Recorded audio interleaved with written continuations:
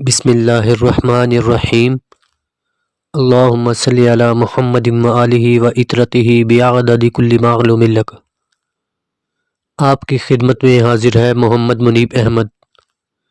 ہمارا آج کا موضوع ہے حضرت محمد صلی اللہ علیہ وآلہ وسلم کی شادی مبارک۔ حضرت خدیجہ رضی اللہ تعالی عنہا ایک پاک دامن خاتون اور کامیاب تاجرہ تھی۔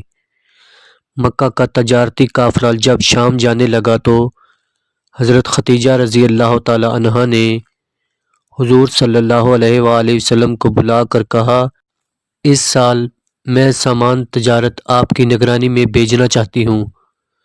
چنانچہ حضور صلی اللہ علیہ وآلہ وسلم اپنے چاچا ابو طالب سے اجازت لے کر تیار ہو گئے۔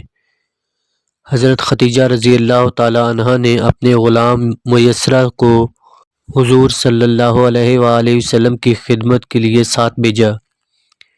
اس بار حضرت خدیجہ رضی اللہ تعالی عنہا کو توقع سے زیادہ نفع ہوا۔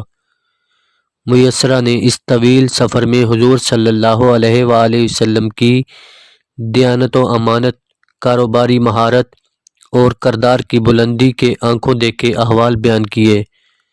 حضرت خدیجہ رضی اللہ تعالی عنہا نے حضور صلی اللہ علیہ وآلہ وسلم سے شادی کرنے کے لیے پیغام بھجوایا، جس کا ذکر آپ صلی اللہ علیہ وآلہ وسلم نے حضرت ابو طالب سے کیا۔ چنانچہ حضرت ابو طالب نے حضرت خدیجہ رضی اللہ تعالی عنہا کے چچا عمر بن سعد سے رشتہ طلب کیا، کیونکہ خدیجہ رضی اللہ تعالی عنہا کے والد فوت ہو چکے تھے۔ اس طرح دلہا اور دلہن کے بزرگوں کی منظوری سے منگنی انجام پذیر ہوئی۔ نکاح کے لیے تاریخ مقرر ہو گئی۔ مقررہ تاریخ پر مکہ کے شرفاء اور سردار اکٹھے ہوئے۔ حضرت ابو طالب رضی اللہ تعالیٰ عنہ نے حضور صلی اللہ علیہ وآلہ وسلم کے نکاح کا خطبہ ارشاد فرمایا۔ اس وقت حضور صلی اللہ علیہ وآلہ وسلم کی عمر 25 سال تھی اور سیدہ خدیجہ رضی اللہ تعالیٰ عنہا کی عمر 40 سال تھی اور وہ بیوہ تھیں۔ زید بن حارث رضی اللہ تعالیٰ عنہ۔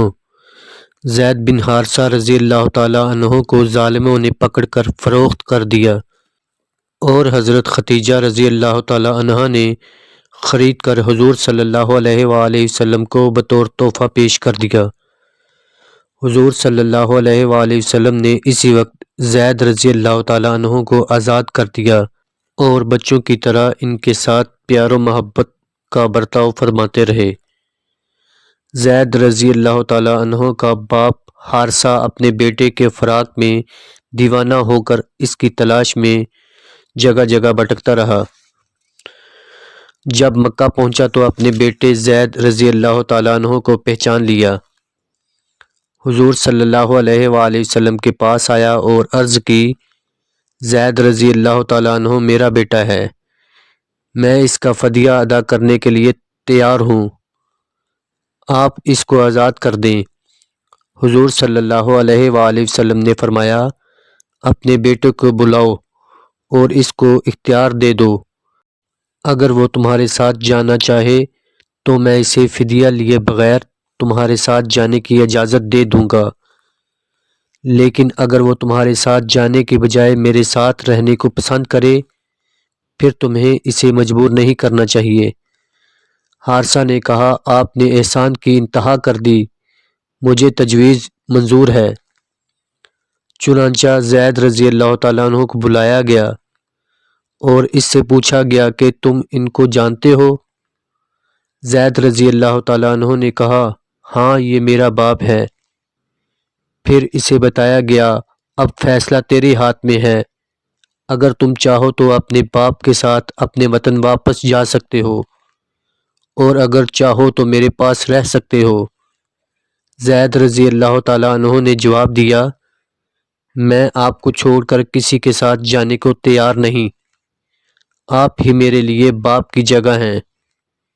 اخلاق محمدی صلی اللہ علیہ وآلہ وسلم نے زید رضی اللہ تعالیٰ عنہ کو ایسا گرویدہ کیا کہ اپنا ملک، آزادی اور باپ سب کچھ حضور صلی اللہ علیہ وآلہ وسلم کی خدمت میں قربان کر دیا۔ سبحان اللہ۔ اگر آپ کو یہ ویڈیو اچھی لگی ہے تو اس ویڈیو کو ثواب کی نیت سے آگے شیئر کریں تاکہ لوگوں کے علم میں بھی اضافہ ہو۔ آپ کا بہت بہت شکریہ۔ اللہ حافظ۔